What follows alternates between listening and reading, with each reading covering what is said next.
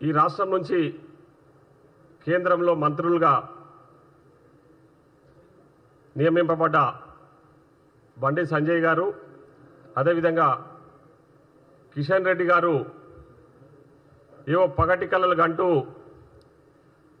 మేము 2 ఎమ్మెల్సీ స్థానాలు గెలిచినాం, రేపు రాబోయే రోజుల్లో ఈ రాష్ట్రంలో అధికారంలోకి వస్తామని చెప్పేసి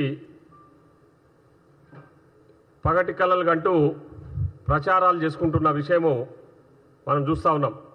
దానికి సంబంధించే ఈ ప్రెస్ మీటు పెట్టడం జరిగింది.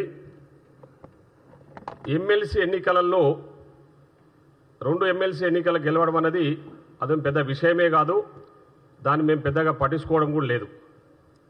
ఎందుకంటే ఎమ్మెల్సీ ఎన్నికల్లో గెలవడం అనేది, ప్రతిపక్షాలు గెలవడం అనేది ఇదేదో ఇప్పుడు కొత్తగా జరిగింది ఏం కాదు. గతంలో కూడా చాలా సందర్భాల్లో ప్రతిపక్షంలో ఉన్న పార్టీలు ఎమ్మెల్సీగా గెలిచిన సందర్భాలు ఉన్నాయి. అంతెందుకు మొన్నటికి మొన్న 2018 తర్వాత జరిగిన ఎమ్మెల్సీ ఎన్నికలలో బీఆర్ఎస్ పార్టీ అధికారంలో ఉన్నప్పుడు ఇదే కరీంనగర్ స్థానాన్ని మేము కాంగ్రెస్ పార్టీ ఆపోజిషన్లో ఉండి జీవన్ రెడ్డి గారు ఎమ్మెల్సీగా గెలిచిన విషయం కూడా మీకు అందరికీ కూడా తెలుసు.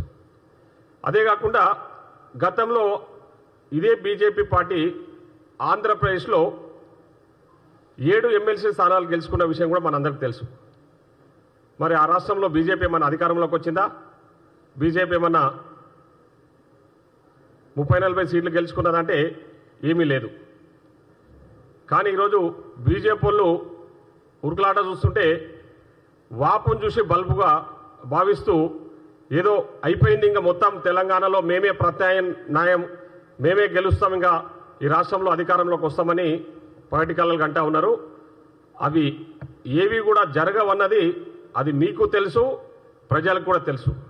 కానీ ఈరోజు బండి సంజయ్ గారు, కిషన్ రెడ్డి గారు అసలు పని పక్కకు పెట్టేసి, ఒక మంత్రులమన్న సోయి కూడా పక్కకు పెట్టేసి చిల్లరగా వ్యవహరిస్తూ మతం ముసుగులో రాజకీయాలు చేస్తూ ప్రజలకు రెచ్చగొట్టే ప్రసంగాలు చేస్తూ కేంద్ర మంత్రులమన్న హోదాను కూడా పక్కకు పెట్టేసి వ్యవహరిస్తున్న తీరును ప్రజలందరూ కూడా గమనిస్తూ ఉన్నారు.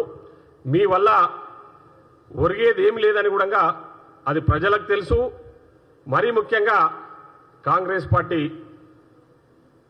ప్రభుత్వానికి కూడా తెలుసు.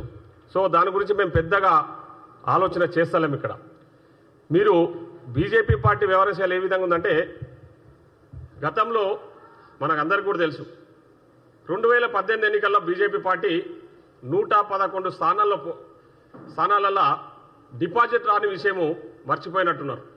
అదేవిధంగా 2023 ఎన్నికలలో వాళ్ళు దాదాపు 105 స్థానాలు పోటీ చేస్తే 65 స్థానాలలో వాళ్ళకి డిపాజిటే రాలే.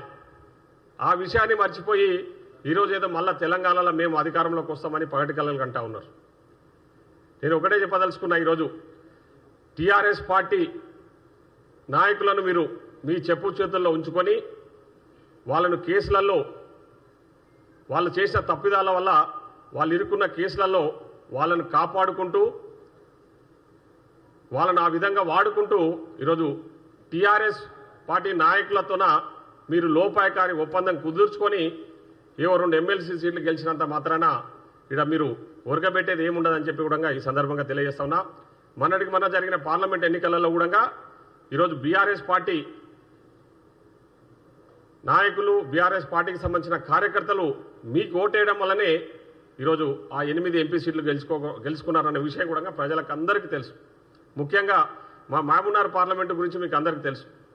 అక్కడ పోటీ చేసిన అభ్యర్థి బీఆర్ఎస్ పార్టీకి సంబంధించిన పూర్తి స్థాయిలో సహకరించడం వల్లనే బీఆర్ఎస్ పార్టీ అభ్యర్థి కనీసము 2 రోజుల ముందే ఎలక్షన్ల నుంచి పారిపోయిన విషయం మీకు అందరికీ తెలుసు.